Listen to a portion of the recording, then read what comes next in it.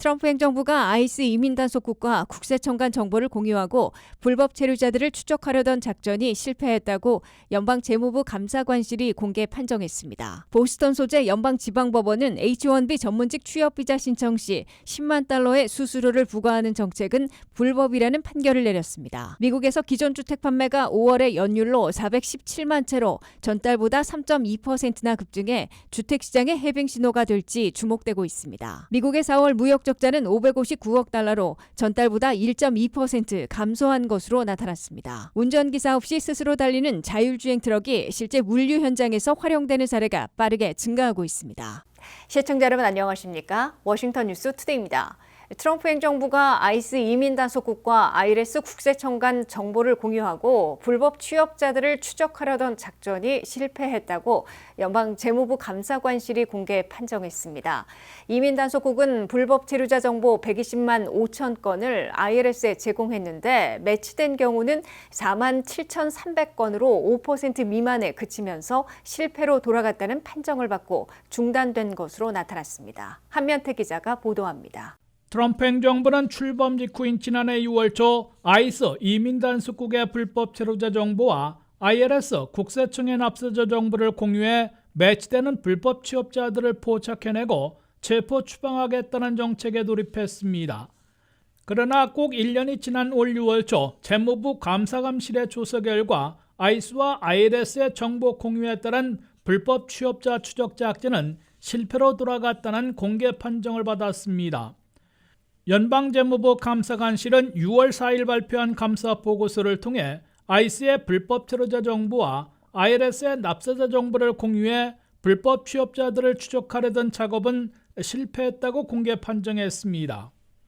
재무부 감사관실의 감사 결과 지난해 6월 초 아이스 이민세관 집행국은 불법 체류자 120만 5천 명의 정보를 IRS 국세청에 보내 납세자 정보와 대조를 요청했습니다. 하지만 IRS는 120만 5천 건 중에 절대 다수에 대해서는 납세자 정보와 매치하지 않아 파악이 불가능하다고 통보했습니다. 요청한 120만 5천 건 중에 단지 3.9%인 4만 7,300건만 매치한다며 해당자의 성명과 현 주소를 회신했습니다. 또한 2만 5,250건은 부족한 정보로 파악할 수 없어 리젝트한다고 알렸습니다.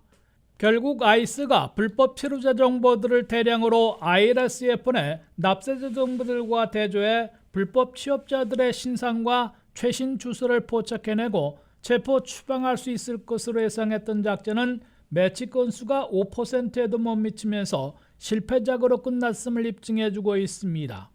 트럼프 행정부가 30년 이상 금지해온 IRS의 납세자 정보를 부추간 공유하고 불법 취업자 추적 체포 작전에 착수했으나 실효를 거두지 못하는 것은 물론 법적 소송에서도 대부분 제동이 걸려 있습니다. 워싱턴 DC 소재 연방항소법원은 올 2월 아이스와 IRS가 정보를 공유할 수는 있으나 사실상 공개되고 있는 성명과 현 주소에 한한다고 판결해 실효를 거두지는 못하고 있습니다. 역으로 워싱턴 DC와 보스턴 등의 연방지방법원에서는 아이스가 불법 이민 단속에서 IRS 납세자 정보를 이용할 수 없다는 판결을 내리고 있어 강한 제동을 걸고 있습니다. 트럼프 행정부는 IRS의 납세 정보까지 들고서 불법 취업자 700만 명이나 추적 체포하는 대대적인 작전에 돌입할 태세를 보였으나 사실상 무산되고 있는 것으로 보입니다. 미국 내 불법 체류자들 가운데 최소 700만 명 내지 800만 명은 취업해 일하고 있는 것으로 추산되고 있습니다. 30년 동안은 체류 신분이 없어도 돈을 벌면 세금을 내야 한다며 사회보장번호를 대신하는 ITIN 개인 납세자 번호까지 부여하고 불법 체류자들의 세금 납부와 세금 보고를 독려해 왔습니다. 그러나 트럼프 행정부 들어 세금을 납부하고 세금을 보고하는 불법 체류자들이 최우선 추적과 체포 추방 대상으로 꼽히면서 불법 체류자들의 세금 납부와 세금 보고가 급감하고 있습니다. WKTV 뉴스 안면택입니다. 보스턴 소재 연방지방법원은 트럼프 행정부가 H-1B 전문직 취업비자 신청 시 10만 달러의 수수료를 부과하는 정책은 불법이라는 판결을 내려 무효화될지 주시되고 있습니다.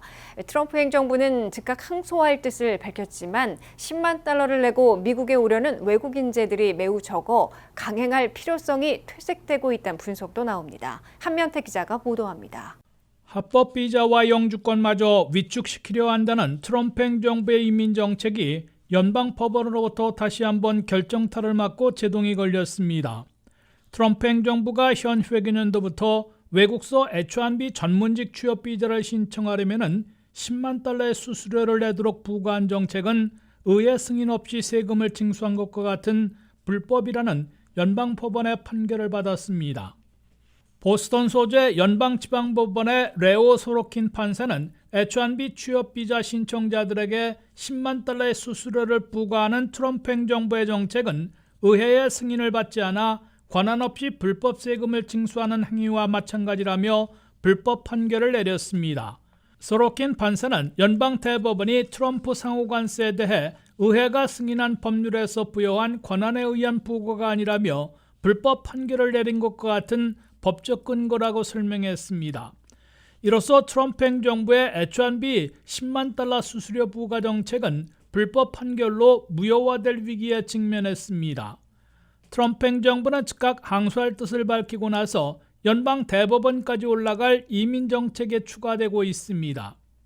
트럼프 행정부는 지난해 9월부터 H-1B 전문직 취업 비자를 받으려는 외국 인재들과 스폰서 회사들은 외국에서 새로 영입하려 할 때 안에 10만 달러의 수수료를 내도록 하는 새 정책을 시행해 왔습니다. 이에 지난해 12월 민주당 출신 지역 20여 곳의 주 법무장관들이 연대해 소송을 제기해 이번에 불법 판결을 이끌어냈습니다. 법적 투쟁이 지속될 것으로 보이나 이미 H-1B 취업비자의 10만 달러 수수료 부과는 실효성이 없다는 지적을 받고 있습니다. USCIS 미 이민서비스국에 따르면 지난해 9월부터 올해 2월 중순까지 외국에 있는 인재를 채용하기 위해 10만 달러를 납부한 미국 회사들은 고작 85건에 불과한 것으로 나타났습니다. 이에 따라 트럼프 행정부는 10만 달러 수수료 부과를 사실상 포기하고 다른 정책으로 H-1B 전문직 취업 비자를 통제하게 될 것으로 예상되고 있습니다. 이미 트럼프 행정부는 현재 회계년도부터 컴퓨터 추첨을 폐지하고 고연봉, 고학력, 고숙련 순으로 H-1B 전문직 취업 비자를 발급하려 하고 있습니다. 또한 외국 인재들을 저임금으로 채용해 미국인 일자리를 빼앗는 부작용을 틀어막기 위해 외국 인재들에 대한 우대 임금을 경력에 따라 20일 내지 33%나 대폭 올리기로 했습니다. H-1B 전문직 취업비자 취득자의 절반 이상은 유학생 등 이미 미국에 거주하는 사람들이므로 10만 달러를 내지 않아도 되는 상황이어서 미국인 근로자들보다 높은 우대 임금을 제한받고 신청하면 될 것으로 보입니다. WKTV 뉴스 한면택입니다. 미국에서 기존 주택 판매가 5월에 연율로 417만 채로 전달보다 3.2%나 급증해 주택시장의 해빙 신호가 될지 주목되고 있습니다. 5월 기존 주택 판매 3.2% 급증은 올 들어 가장 많이 급증한 것이고 전문가들의 0.7% 증가 예측치를 훨씬 뛰어넘어 주택시장에 훈풍이 불고 있다는 기대감을 키우고 있습니다. 냉기만 돌던 미국 주택시장에 오랜만에 활기를 찾은 것으로 나타났습니다. 미국의 기존 주택 판매가 5월에 연율로 417만 채로 전달보다 3.2%나 급증했다고 전미 부동산인협회가 발표했습니다. 기존 주택 판매가 전달보다 3.2%나 급증한 것은 올 들어 가장 많이 증가한 것이자 전문가들의 0.7% 증가 예측치를 훨씬 추월한 것입니다. 5월 중 기존 주택 재고는 155만 채로 4.5개월분을 기록했습니다. 중위 판매 주택 가격은 42만 9,300달러로 전년보다 1.3% 올라 35개월 연속 집값 상승을 이어갔습니다. 이 같은 기존 주택 판매 급증에 대해 다수의 부동산 전문가들은 좀처럼 보이지 않았던 미국 주택 시장의 해빙 조짐이 시작된 것 아니냐는 기대를 표시하고 있습니다. 5월 기존주택 판매 현황을 지역별로 보면 동북부에선 46만 채가 팔려 전달보다 2.2% 증가했으며 중위 판매 가격은 53만 4,900달러로 전년보다 4.2% 오른 것으로 집계됐습니다. 중서부 지역에선 100만 채가 팔려 전달보다 가장 많은 6.4%나 급증했으며 중위 판매 주택 가격은 33만 6,300달러로 전년보다 2.8% 인상됐습니다. 남부에선 196만 채가 판매돼 전달보다 3.2% 증가했으며 37만 3,100달러로 전년보다 1.1% 올랐습니다. 서부에선 75만 채가 팔려 전달 수준에서 제자리했으며 중위 판매 주택 가격은 62만 5,900달러로 유일하게 전년보다 0.7% 하락했습니다. 5월에 판매된 기존 주택들 가운데 첫집 마련이 차지하는 비율은 35%로 전년 33%보다 늘어났습니다. 전액 현금을 내고 구입한 기존 주택이 차지한 비율은 25%로 전달과 같게 나왔습니다. 5월에 판매된 기존 주택 거래에서 적용된 주택 모기지 이자율은 30년 고정의 경우 6.44%로 프레디맥이 집계했습니다. 이는 4월에 6.33%보다 올라간 것이지만 전년 같은 달의 6.82%보다는 낮은 것입니다.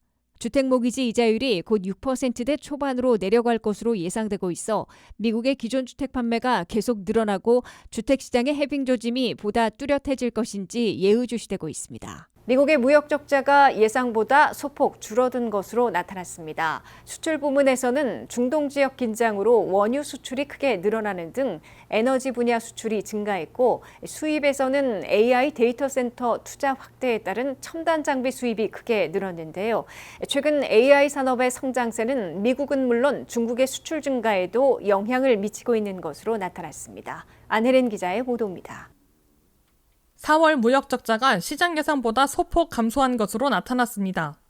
상무부에 따르면 4월 무역 적자는 559억 달러로 전달보다 1.2% 줄었습니다. 수출은 3,271억 달러로 2.6% 증가했고 수입도 3,830억 달러로 2% 늘었습니다. 수출 증가폭이 수입 증가폭을 소폭 웃돌면서 무역 적자가 다소 줄어든 것으로 분석되고 있습니다. 특히 에너지 분야 수출 증가가 눈에 띄었습니다. 중동 지역 긴장으로 글로벌 에너지 공급 우려가 커지면서 원유 수출이 크게 늘었고 연료용 석유와 기타 석유 제품 수출도 증가했습니다. 반면 수입에서는 AI 산업 관련 품목이 두드러졌습니다. AI 데이터 센터 투자 확대 영향으로 자본재 수입이 70억 달러 증가했습니다. 세부적으로는 컴퓨터와 반도체, 통신 장비 수입이 크게 늘어난 것으로 집계됐습니다. AI 인프라 구축 경쟁이 미국의 수입 구조에도 영향을 미치고 있는 모습입니다. 국가별로는 미국의 무역 적자가 대만과 베트남에게서 가장 크게 나타났고 멕시코와 중국, 유럽연합, 캐나다, 독일, 한국 순으로 집계됐습니다. 다만 올해 1월부터 4월까지 누적 무역 적자는 지난해 같은 기간보다 크게 감소했습니다. 지난해에는 관세 정책 시행을 앞두고 기업들이 재고 확보를 위해 수입을 크게 늘리면서 적자가 일시적으로 확대된 바 있습니다. 한편 중국도 AI 산업 성장에 힘입어 수출 호조를 이어가고 있습니다. 중국의 5월 수출은 지난해보다 19% 넘게 증가했는데 AI 데이터 센터와 첨단 전자제품 생산에 필요한 반도체 수요가 전 세계적으로 늘어난 영향으로 풀이되고 있습니다. 전문가들은 AI 산업 확대가 미국의 수입과 중국의 수출을 동시에 자극하면서 글로벌 무역 흐름의 새로운 변수로 자리 잡고 있다고 평가하고 있습니다. WKTV 뉴스 안혜린입니다. 운전기사 없이 스스로 달리는 자율주행 트럭이 실제 물류 현장에서 활용되는 사례가 빠르게 늘고 있습니다. 펩시가 무인 자율주행 트럭 수십 대를 운영하며 물류 혁신에 나섰는데요. 효율성에 대한 기대가 높아진 동시에 당장은 운전기사들 사이 일자리 감소 우려도 제기되고 있습니다. 안혜린 기자입니다. 운전석에 사람이 없는 대형 트럭이 도로를 달리고 차량은 스스로 주변 환경을 인식하고 경로를 판단하며 목적지까지 화물을 운송합니다. 자율주행 기술이 발전하면서 운전자 없이 화물을 운송하는 물류 시스템이 현실화되고 있습니다. 펩시는 현재 총 41대의 완전 무인 자율주행 트럭을 운영하고 있습니다. 이 가운데 35대는 애리조나에서 공장과 창고, 소매점을 오가며 과자와 음료 등 제품을 배송하고 있습니다.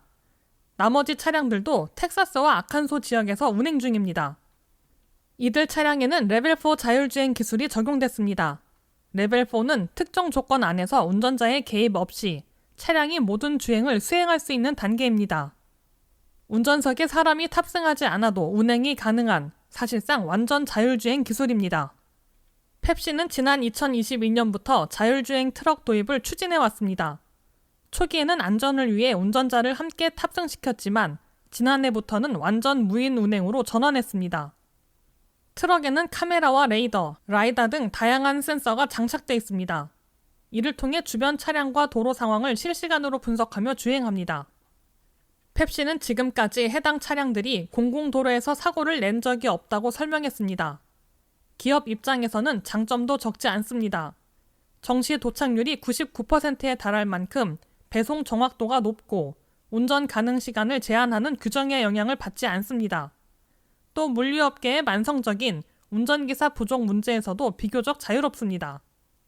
특히 야간에도 안정적으로 운행할 수 있어 물류 효율성을 크게 높일 수 있다는 평가가 나오고 있습니다. 다만 우려의 목소리도 있습니다. 자율주행 기술이 확산될수록 기존 운전사들의 일자리가 줄어들 수 있기 때문입니다.